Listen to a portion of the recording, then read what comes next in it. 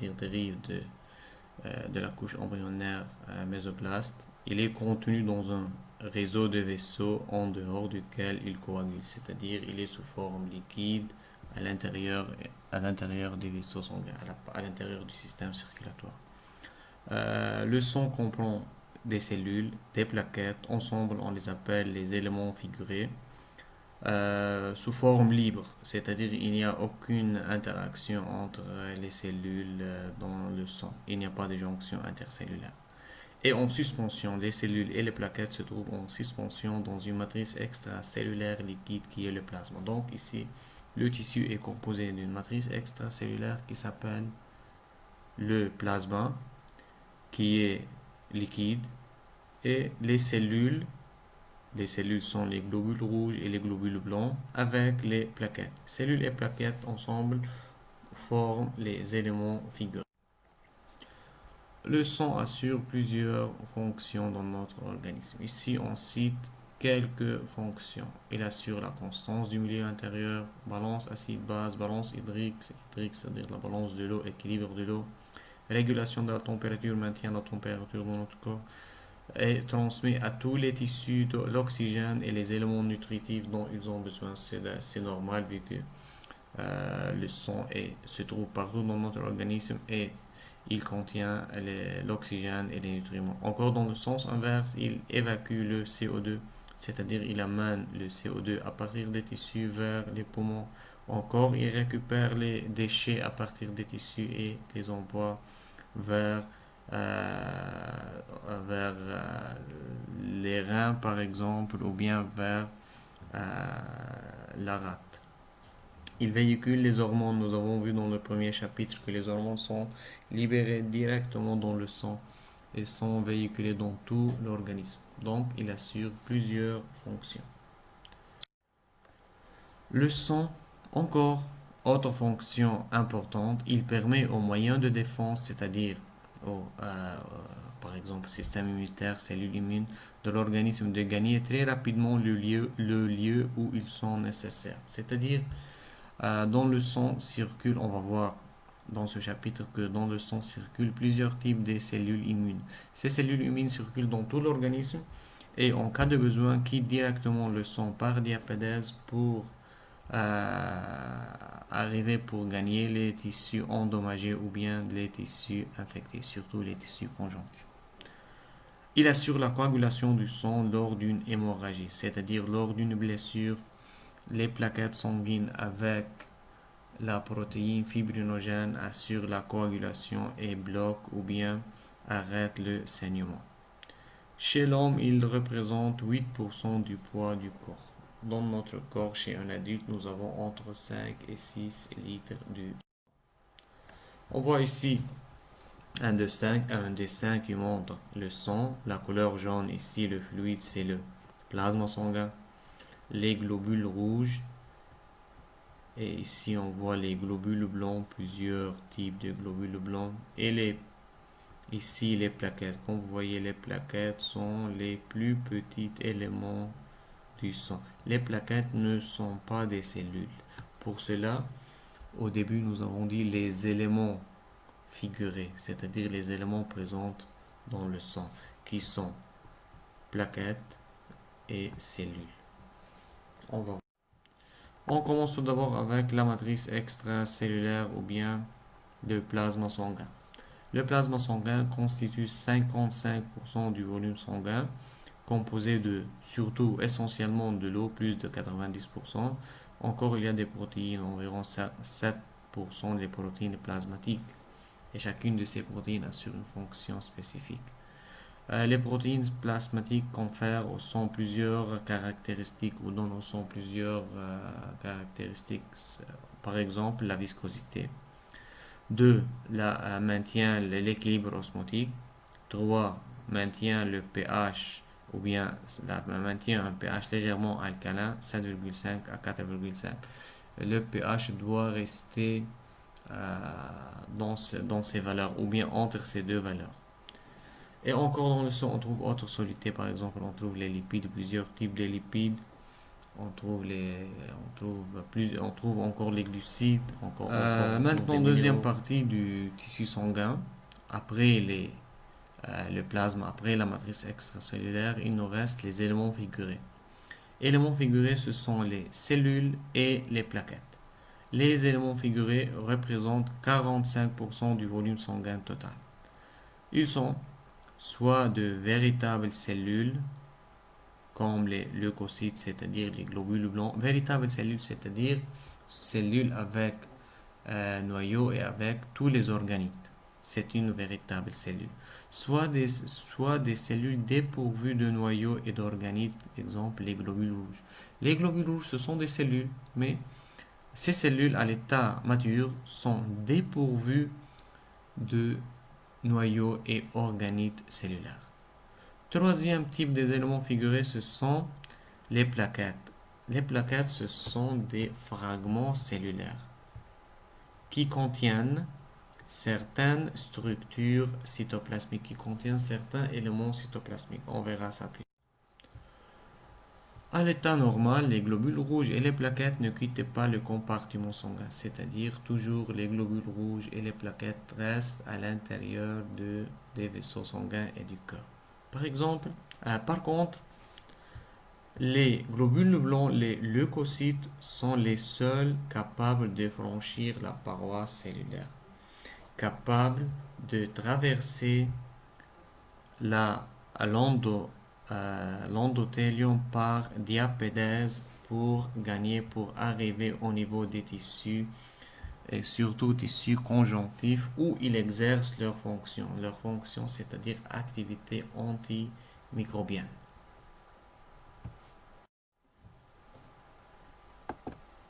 Maintenant, on va voir l'origine de toutes les cellules sanguines, c'est-à-dire l'hématopoïèse. Les cellules sanguines sont détruites de façon continue car leur durée de vie est courte et limitée. C'est-à-dire, chacune des cellules sanguines a une durée de vie bien déterminée. Et à chaque fois, on remplace les cellules mortes par des nouvelles cellules. Ce processus de formation ou bien le remplacement des cellules sanguines s'appelle hématopoïèse.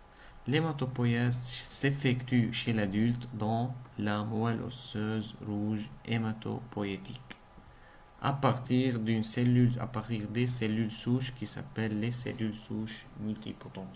Pourquoi on dit chez l'adulte? Parce que chez les enfants ou bien chez les bébés, on trouve encore hématopoïèse dans d'autres endroits dans le corps.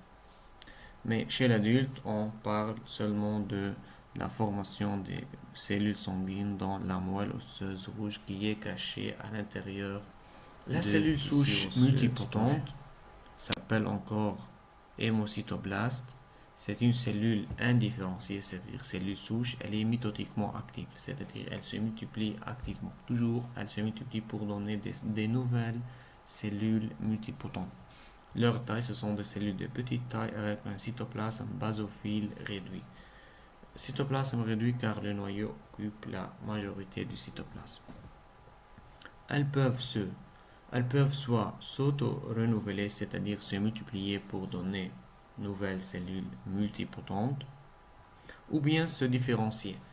En cas de besoin, quand un facteur de croissance stimule cette cellule, stimule un groupe de ces cellules, elle s'engage alors d'une façon irréversible dans une voie de différenciation. C'est-à-dire, si elle reçoit un signal pour donner des globules rouges, elle s'engage d'une façon irréversible dans la voie de la différenciation des globules rouges. Et pareil pour les globules blancs et les plaquettes. Lors de l'hématopoïèse, nous avons deux grandes voies de différenciation, deux modes de différenciation. On trouve la cellule souche lymphoïde, d'après son nom, elle est à l'origine des cellules lymphocytaires, elle donne les lymphocytes. Et encore, nous avons, durant l'hématopoïèse, une deuxième voie, la cellule souche myéloïde. C'est-à-dire, ici, cette cellule donne tout le reste dans le sang. Cette cellule donne les globules rouges, donne les plaquettes et les granulocytes. plus monocytes. C'est-à-dire, quand on parle des éléments sanguins, on dit que les cellules ou bien la cellule souche lymphoïde donne les lymphocytes. Tout le reste est différencié à partir de la cellule souche myéloïde. Et maintenant, cellule souche lymphoïde et cellule souche myéloïde, les deux dérivent de la cellule souche multipotente. C'est-à-dire cellule souche multipotente donne soit lymphoïde, soit myéloïde. Et lymphoïde donne les lymphocytes, myéloïde donne tout le reste. Ici, dans ce schéma, on voit la cellule souche multipotente qui se différencie en premier temps pour donner cellule lymphoïde ou bien cellule myéloïde. La cellule souche lymphoïde donne soit lymphocyte T, soit lymphocyte B. On ajoute ici encore une troisième cellule, lymphocyte NK. La cellule souche myéloïde se différencie pour donner globules rouges. Nous avons ici la voie qui s'appelle érythropoïèse, ou bien donne les plaquettes, s'appelle la voie la thrombopoïèse, ou bien la granulopoïèse. La granulopoïèse, la formation des granulocytes, les 3 granulocytes, et encore monopoïèse, c'est-à-dire la formation des monocytes. Comme vous voyez, les monocytes et les granulocytes dérivent de la même cellule souche. On commence par l'érythropoïèse. Ici, on ne va pas voir tous les détails. L'érythropoïèse est l'ensemble de processus de différenciation, de prolifération et maturation qui conduisent une cellule souche multipotente ou pluripotente à devenir un globule rouge. C'est-à-dire l'érythropoïèse, c'est le processus de formation des globules rouges à partir d'une cellule souche.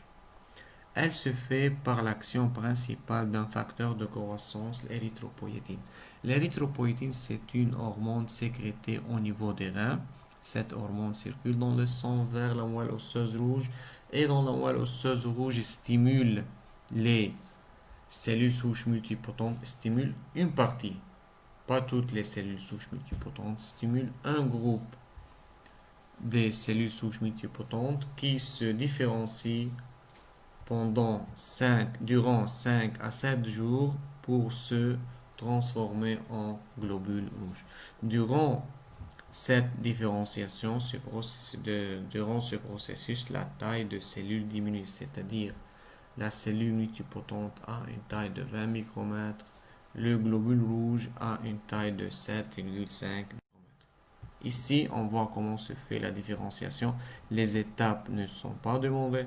Juste pour ici, il faut dire que, comme vous voyez ici, la taille de la cellule diminue et au début, la cellule n'a pas la couleur rouge. À la fin, érythrocyte a une couleur rouge, mais au début, non. Et comme vous voyez, au début, la cellule, elle est nucléée avec tous les organites cellulaires. Mais durant la différenciation, au cours de la différenciation, comme vous voyez, la taille diminue, la couleur devient rouge et la cellule perd ou bien expulse, élimine le noyau et les organites. Toutes les étapes jusqu'à réticulocyte se font dans la moelle osseuse rouge. Ensuite, réticulocyte quitte la moelle osseuse rouge et passe dans la circulation sanguine. Après 24 heures et après une période entre 24 et 48 heures, réticulocyte se différencie pour donner la forme finale qui est érythrocyte. Les érythrocytes circulent dans le sang pendant 120 jours. La durée de vie donc des érythrocytes est 120 jours. À la fin, après 120 jours, les érythrocytes sont dégradés, sont éliminés au niveau de la rate.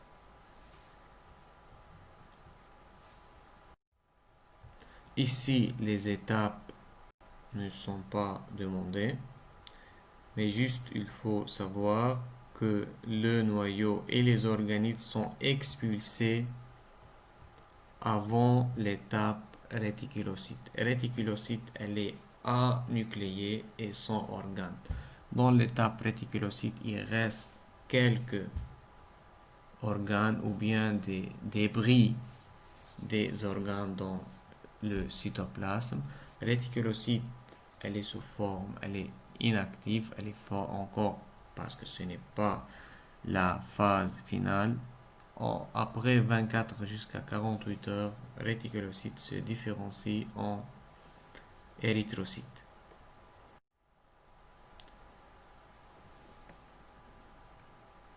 Ici, on dit en 48 heures, il achève sa maturation, perd toute mobilité active et devient finalement un globule rouge. Ici, on veut dire que les réticulocytes ou même avant, les cellules ont quelques mobilités, sont un peu mobiles, sont mobiles plutôt. Mais en phase euh, globule rouge ou bien hématie, globule rouge s'appelle encore hématie. La cellule perd toute mobilité. Bien sûr, les globules rouges sont mitotiquement inactifs, c'est évident. Sont dépourvus de noyaux et des organites. Maintenant, les globules rouges, les caractéristiques des globules rouges, on les appelle aussi les hématies, sont des éléments figurés les plus abondants dans le sang, c'est-à-dire ce sont les éléments les plus nombreux dans le sang. Sont des cellules hautement différenciées en forme de disque biconcave, possèdent une cavité sur chaque surface.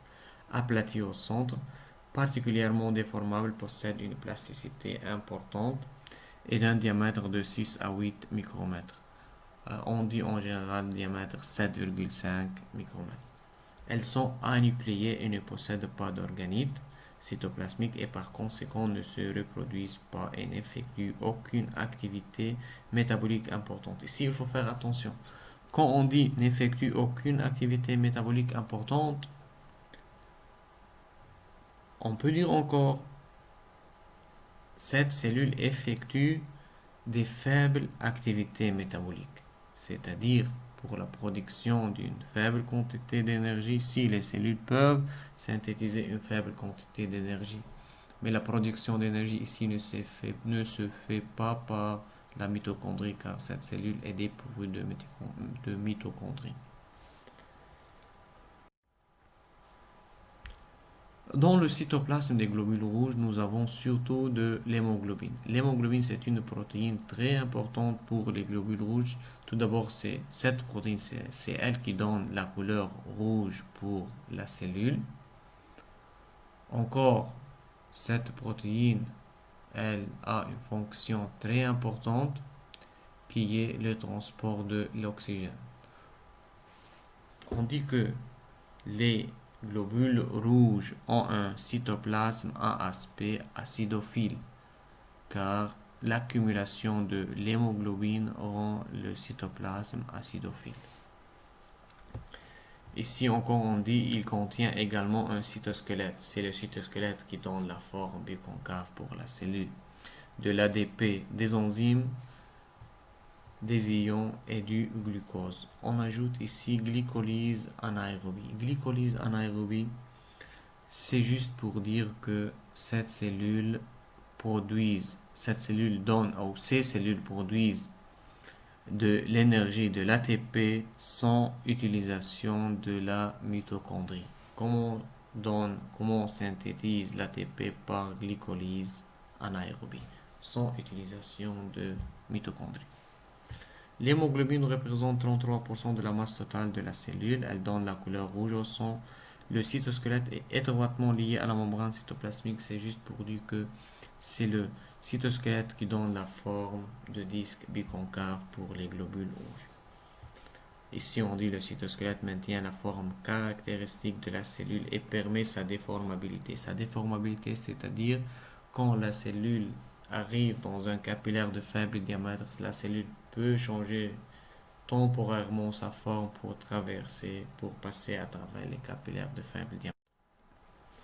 La durée de vie des globules rouges, comme j'ai dit avant, est comprise entre 100 et 120 jours. Ils sont éliminés par hémolyse, par les macrophages dans le foie et dans la rate. Ensuite, après hémolyse, après dégradation, les ions de fer qui sont dans l'hémoglobine sont récupérés pour être réutilisés ultérieurement dans la synthèse de nouvelles cellules.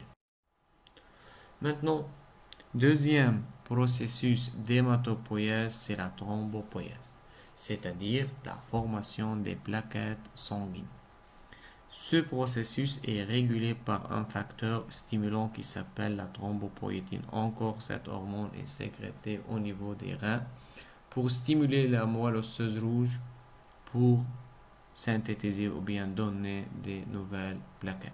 Ici, les étapes encore ne sont pas à retenir, mais juste ici, on va voir que la cellule souche myéloïde se différencie en autres cellules souches qui à son tour se différencient et finalement, on obtient une cellule géante dans la moelle osseuse. Cette cellule s'appelle mégakaryocyte thrombocytogène qui est localisée dans la moelle osseuse rouge et cette cellule se dégrade pour donner les plaquettes. On va voir comment cette cellule donne les plaquettes. Ici encore les étapes ne sont pas demandées. La mégakaryocyte thrombocytogène, c'est la phase finale de la cellule qui va donner les plaquettes. C'est une cellule géante ayant un noyau monstrueux. Pourquoi le noyau est monstrueux? Parce que au cours de la différenciation de cette cellule, l'ADN continue à se répliquer mais sans séparation, sans division. Donc, l'ADN va s'accumuler dans le cytoplasme et on obtient un noyau monstrueux. Un réseau d'invagination de la membrane de cette cellule possède des prolongements cytoplasmiques et dont le cytoplasme se répartit en 5 à 8 territoires pro-plaquettes, c'est-à-dire il y a 5 à 8 prolongements qui s'appellent territoires pro-plaquettes. Et chacun de ces prolongements, chacun de ces territoires se fragmente ensuite pour libérer dans une sinusoïde, c'est-à-dire dans un capillaire sanguin, entre 1000 et 1500 plaquettes. C'est-à-dire la cellule géante qui s'appelle mégakaryocyte thrombocytogène, elle ne peut pas quitter la moelle osseuse rouge pour passer dans le sang car elle est géante. Elle envoie à travers les vaisseaux sanguins des prolongements cytoplasmiques. Ces prolongements cytoplasmiques se dégradent, se fragmentent et chaque fragment s'appelle plaquette sanguine. Et chaque prolongement va donner entre 1000 et 1500 plaquettes. Maintenant, chaque plaquette contient une partie du cytoplasme de la cellule mégakaryocyte thrombocytogène. Les plaquettes sont des fragments cellulaires anucléés entourés d'une membrane plasmique. Cette membrane dérive du prolongement qui s'appelle territoire. Elles sont le plus souvent regroupées en amont, sont regroupées en groupes. Leur diamètre varie de 2 à 4 micromètres. Ce sont les éléments les plus petits du sang, mais ne sont pas des cellules. Si on demande quelles sont les cellules les plus petites, les plaquettes, on dit les globules rouges. Donc, les globules rouges sont les cellules sanguines les plus petites. Les plaquettes, ce sont les éléments figurés les plus petites. Les éléments figurés les plus petits. Leur forme varie selon leur degré d'activité. Et la forme varie car elle possède des protéines de cytosquelette. Et c'est ce groupe de protéines qui varie, qui change la forme des plaquettes. Le cytoplasme des plaquettes est constitué par, on va diviser le cytoplasme en deux régions. La région périphérique, c'est-à-dire proche de la membrane de plaquettes, s'appelle hyalomère périphérique. Cet hyalomère, il est inactif, transparent et, d'après son nom, hyalin. Et deuxième zone s'appelle granulomère centrale basophile, qui est la partie active. Le granulomère contient les lysosomes. Les lysosomes, ce sont des vacuoles qui possèdent des enzymes de dégradation. Des peroxysomes, alors que le hyalomère contient un cytosquelette. riche en protéines contractiles. Donc, le hyalomère, la partie périphérique qui donne la forme et qui permet le déplacement des plaquettes, car il contient des protéines contractiles, actine, myosine, thrombosténine. Et encore contient, le domaine hyalin contient des microtubules, c'est-à-dire cytosquelettes. Encore, nous avons un système enzymatique pour le métabolisme aérobie et anaérobie. Ici, on dit les plaquettes peuvent synthétiser, peuvent produire de l'énergie de l'ATP par deux voies, soit aérobie, soit anaérobie. Quand on dit voie aérobique, c'est-à-dire utilisation des mitochondries. C'est vrai, les plaquettes ne sont pas des cellules, ce sont des fragments cellulaires, mais elles contiennent à l'intérieur des éléments cellulaires comme mitochondries par exemple. Donc dans les plaquettes, il y a des mitochondries et ces plaquettes sont capables de synthétiser, de donner de l'énergie de l'ATP soit par voie aérobique, soit par voie anaérobique. Les plaquettes jouent un rôle essentiel dans l'arrêt de saignement. Nous avons vu ça avant, ce processus s'appelle hémostase. Leur durée de vie est de 8 à 12 jours. En fin de leur vie, les plaquettes sont éliminées encore dans le foie et dans la rate, sont dégradées là-bas par les macrophages. On voit ici le mécanisme le mécanisme d'action des globules des plaquettes en cas de blessure. Comme vous voyez ici, en cas de blessure, on voit une fuite, une perte du sang vers l'extérieur, ici en contact avec l'oxygène, ce qui va activer le mécanisme de l'activité des plaquettes. Et les plaquettes maintenant vont migrer vers la région lésée, vers la région blessée. Ici sécrète une enzyme pour transformer, regardez ici ce qui se passe. Vous voyez ici cette couleur, la protéine filamenteuse. Les plaquettes vont activer la protéine qui s'appelle fibrinogène. Fibrinogène, c'est une protéine soluble dans le sang, mais les plaquettes vont activer cette protéine pour le transformer en caillot de fibrine. Donc, les plaquettes vont transformer fibrinogène en fibrine et les fibrines vont bloquer la fuite, vont arrêter la fuite du sang. Ensuite, la granulopoïèse, c'est-à-dire c'est la formation, c'est la différenciation des granulocytes. Sans parler des étapes, juste ici on voit l'étape promyélocyte, vite fait je vais parler des étapes. Promyélocyte, c'est l'étape de l'apparition des premières granulations. Donc ces cellules, ou bien ce mécanisme, la granulopoïèse, elle nous donne les granulocytes. À la fin, on va obtenir des globules blancs qui s'appellent granulocytes. D'après son nom, leur cytoplasme est rempli par des granulations. On voit ici en phase promyélocyte les premières granulations azurophiles sécrétées par l'appareil de Golgi. Ici, l'appareil de Golgi synthétise donc le cytoplasme ici est basophile. Granulations azurophiles, ce sont des granulations à côté, on peut ajouter, ce sont des granulations non spécifiques qui sont présentes chez toutes les cellules granulocytes. Ensuite, deuxième étape qui s'appelle myélocyte, on voit les anciennes granulations, apparaît le deuxième groupe, la deuxième catégorie des granulations qui s'appelle les granulations spécifiques. Les granulations spécifiques, ce sont responsables de l'activité ou bien de l'aspect de granulocytes. Ici, c'est le début de la production des granulations spécifiques. On voit les granulations en faible quantité. On passe étape métamyélocyte. Ici, c'est la quantité maximale des granulations spécifiques. Et après métamyélocyte, on passe en granulocyte. Et ensuite, les granulocytes quittent la moelle osseuse rouge pour circuler dans le sang. Donc, toutes ces cellules se trouvent seulement dans la moelle osseuse rouge. Et après métamyélocyte, on obtient granulocytes qui, à leur tour, passent dans le sang. Granulopoïèse, les étapes ne sont pas demandées, juste il faut savoir que nous avons en quelle étape apparaissent les granulations non spécifiques et à quelle étape apparaissent les granulations spécifiques. Ici, on dit durant la granulopoïèse, la taille des cellules diminue progressivement, le noyau devient de plus en plus condensé.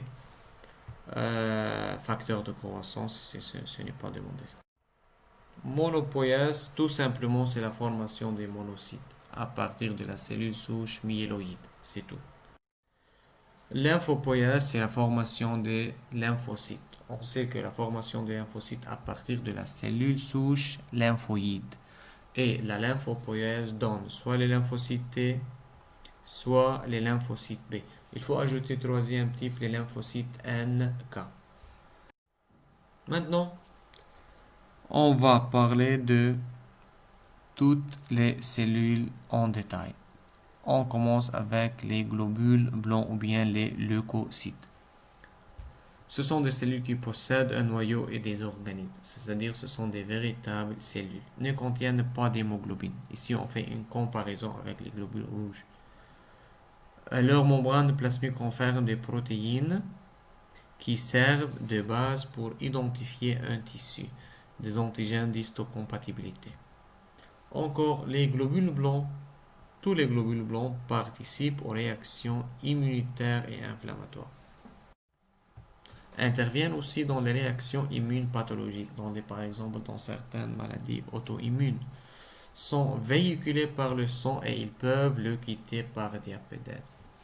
Dans le sang, dans la circulation sanguine, nous avons les globules blancs et en cas de besoin, en cas d'infection, les cellules sanguines, les globules blancs peuvent quitter la circulation sanguine par un mouvement qui s'appelle diapédèse, peuvent traverser l'endothélium pour sortir à l'extérieur du sang vers le tissu conjonctif voisin. Durée de vie des leucocytes est de quelques jours. Sauf, bien sûr, les lymphocytes T ou les lymphocytes mémoire. Les lymphocytes mémoire restent pendant plusieurs années. Les globules blancs, on divise les globules blancs en deux catégories. Les granulocytes, c'est-à-dire leur cytoplasme possède de granulation, et les agranulocytes, c'est-à-dire leur cytoplasme ne possède pas des granulations détectées en microscope optique, MO, c'est-à-dire microscope optique. Donc ici, l'aspect granuleux, non granuleux, c'est d'après les observations sous le microscope optique. On commence avec les granulocytes, se caractérisent par un seul noyau qui présente plusieurs lobes, ayant des formes différentes des granulations, donc possèdent des granulations dans le cytoplasme. Donc leur noyau est unique, mais il est parfois bilobé ou bien multilobé. D'après l'affinité tinctoriale de ces granulations spécifiques, on distingue trois groupes, c'est-à-dire on utilise des colorants, des marqueurs pour observer ces cellules sous le microscope. D'après l'affinité de ces granulocytes pour les colorants, on les classifie. C'est-à-dire, il existe des granulations basophiles, car ce type de granulation possède une grande affinité pour les colorants basiques. Il existe encore des granulocytes éosinophiles. Éosinophiles, ce sont des granulations acidophiles, possèdent une affinité pour les colorants acides. Et le type le plus important, les neutrophiles. Leur affinité est neutre pour les deux colorants. On voit ici les trois granulocytes. On va commencer avec les granulocytes neutrophiles. Quand vous voyez le noyau, trois lobes, mais reliés par des filaments de chromatine. C'est un noyau unique, un seul noyau, mais multilobé. Ici, bilobé, deux lobes, pareil ici. Les neutrophiles, ce sont les plus nombreux des leucocytes du sang humain, entre 50 à 70% des globules blancs. Leur taille est 9 à 12 micromètres de diamètre. Dans le sang, ils sont sphériques. Bien sûr, on trouve les granulocytes dans le sang, mais l'origine, c'est la moelle osseuse rouge. Leur noyau est polylobé, 3 à 5 lobes. Leur cytoplasme contient des organites peu abondants car durant la granulopoïèse, la cellule a synthétisé tout ce qui est nécessaire pour leur activité plus tard.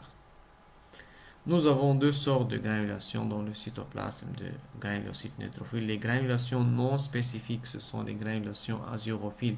Nous avons vu ce type de granulation avant quand nous avons parlé de la granulopoïèse.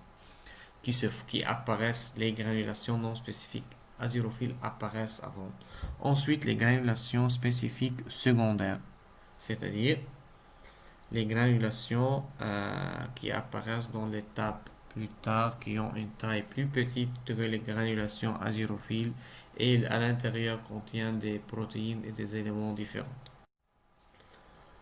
Les granulations non spécifiques azurophiles les moins nombreuses et les plus volumineuses sont considérées comme les lysosomes, c'est-à-dire ce sont des vacuoles, des vésicules qui contiennent des enzymes de dégradation.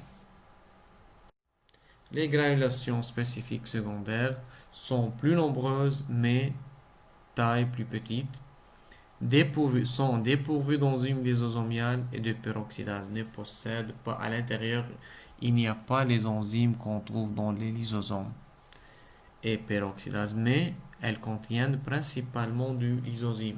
Lysozyme, c'est une enzyme qui possède une activité antibactérienne. Encore contiennent ces vacuoles spécifiques contiennent de la collagénase, c'est une enzyme qui dégrade la collagène.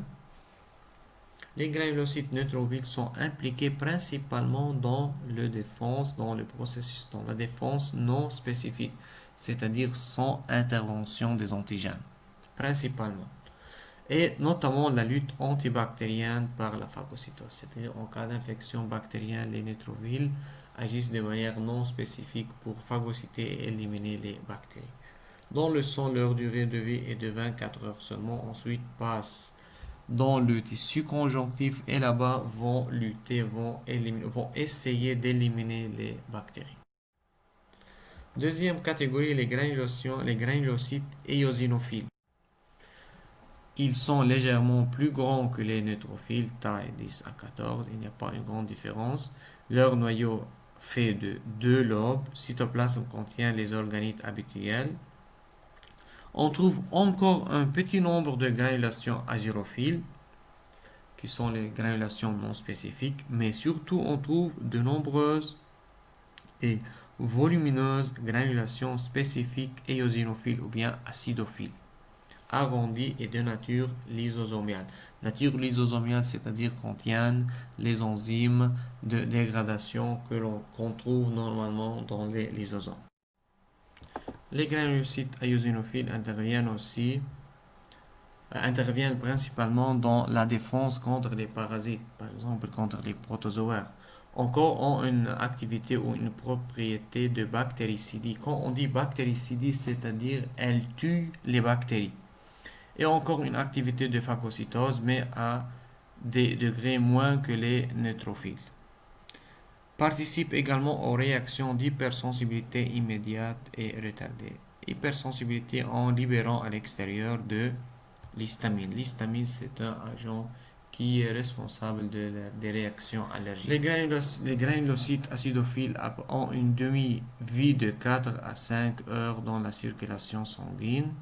Ensuite, passent dans le tissu conjonctif où il reste 8 à 12 heures. Tout ça, on n'a pas besoin de connaître ces détails. Juste, il faut savoir que les globules blancs en général, tous les globules blancs ont une durée de vie moins de 2 semaines, bien sûr, sauf les lymphocytes T et B mémoire.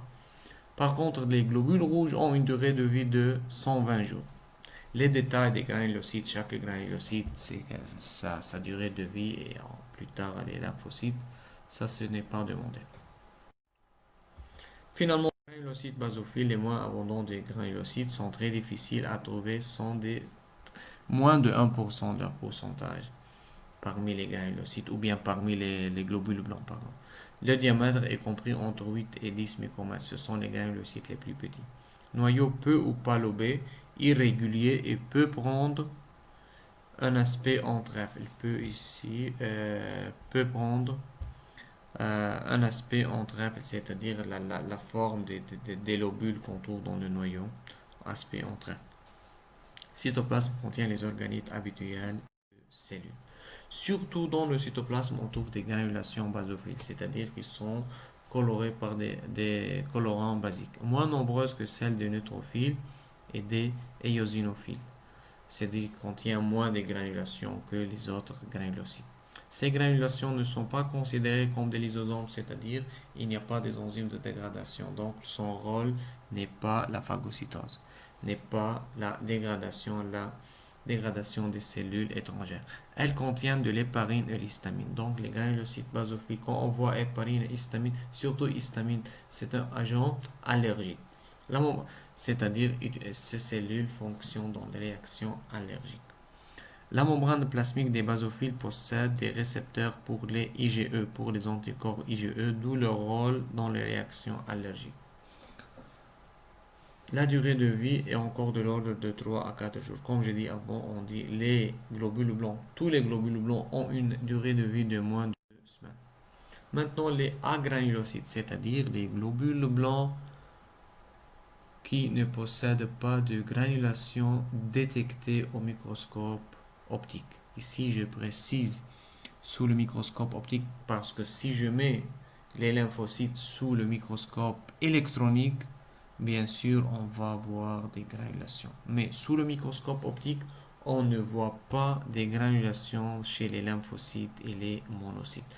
Donc, les agranulocytes sont les lymphocytes et les monocytes. Tout d'abord, les lymphocytes, comme vous voyez ici, c'est une cellule plus grande que les globules rouges. La taille varie entre 8 et 15 micromètres. Le noyau, ici la couleur foncée, occupe la majorité de cytoplasme. Ici, sous le microscope optique, et bien sûr, cytoplasme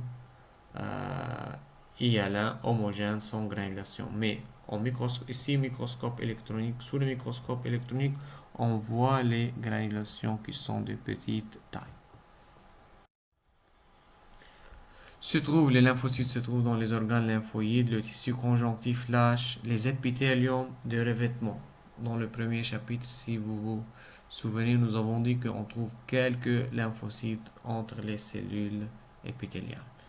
Ce sont les seules cellules de la lymphe dans la circulation dans les vaisseaux lymphatiques.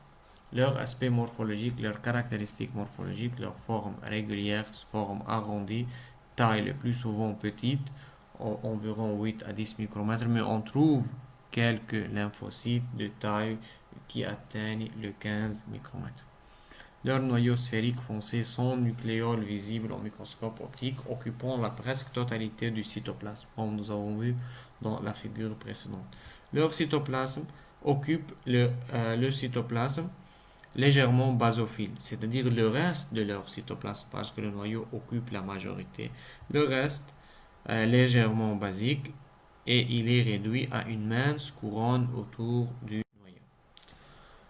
noyau. Ce cytoplasme contient les organites habituels de la cellule, mais en quantité restreinte et quelques granulations azyrophiles. Contient quelques granulations azyrophiles, mais ces granulations ne sont pas détectées au microscope optique.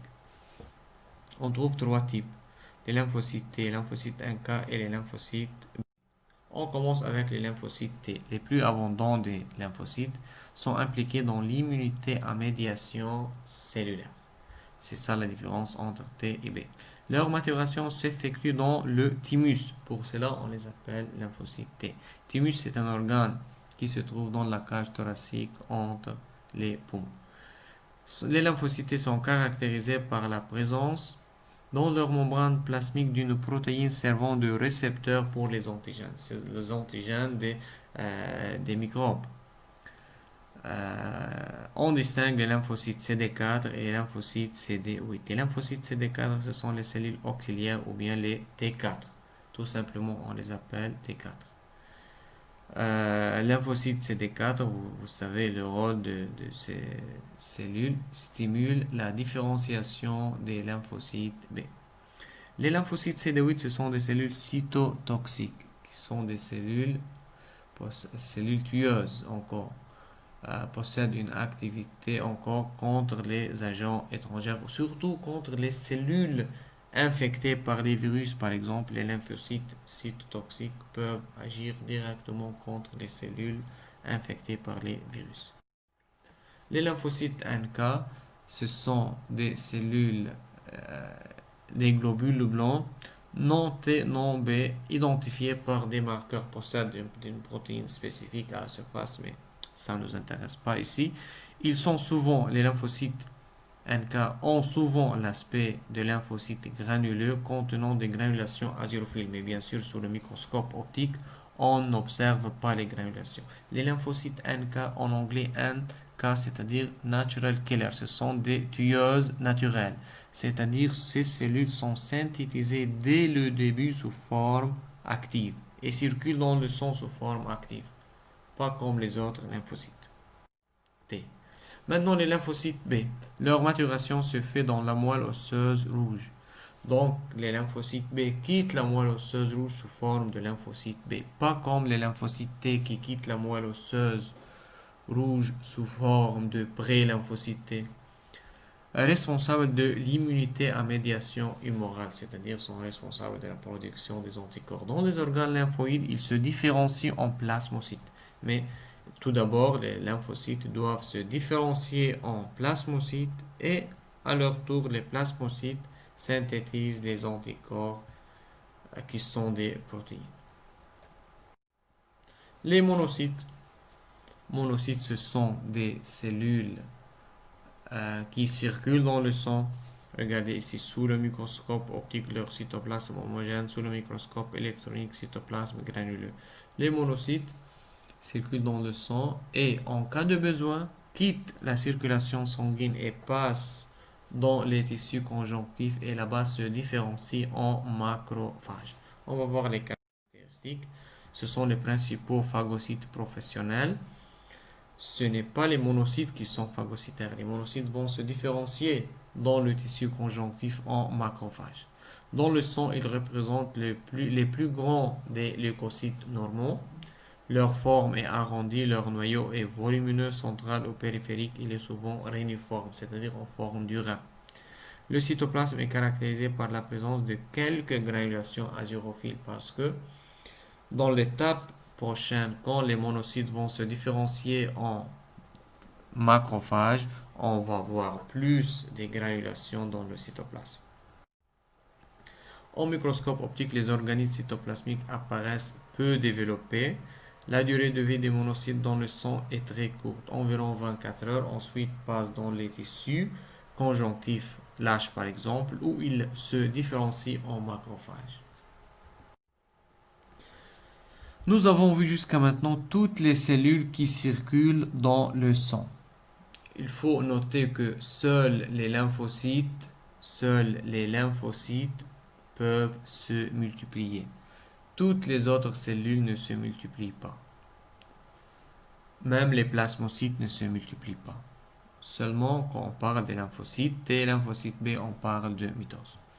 Et maintenant, on va voir les cellules d'origine hématopoïétique, mais se trouvent à l'extérieur de la circulation sanguine.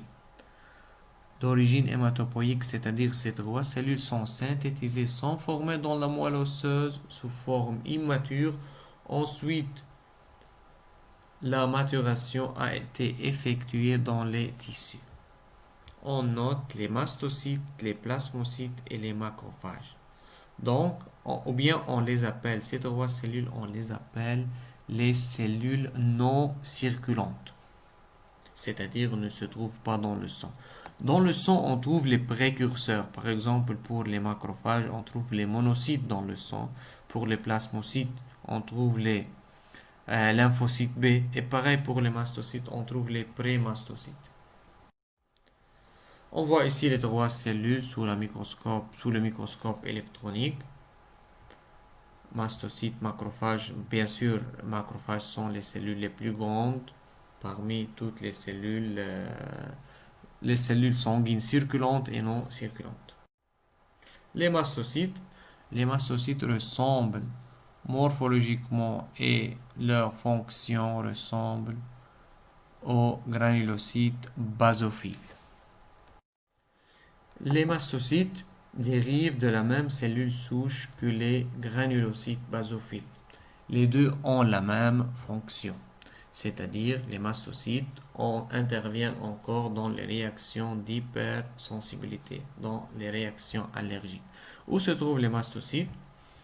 Les mastocytes sont présents dans presque tous les tissus conjonctifs, surtout au niveau de la peau, c'est-à-dire au niveau du derme, voie respiratoire et digestive, c'est-à-dire au niveau du chorion, sous l'épithélium muqueux, sont distribués au voisinage des vaisseaux sanguins et des nerfs.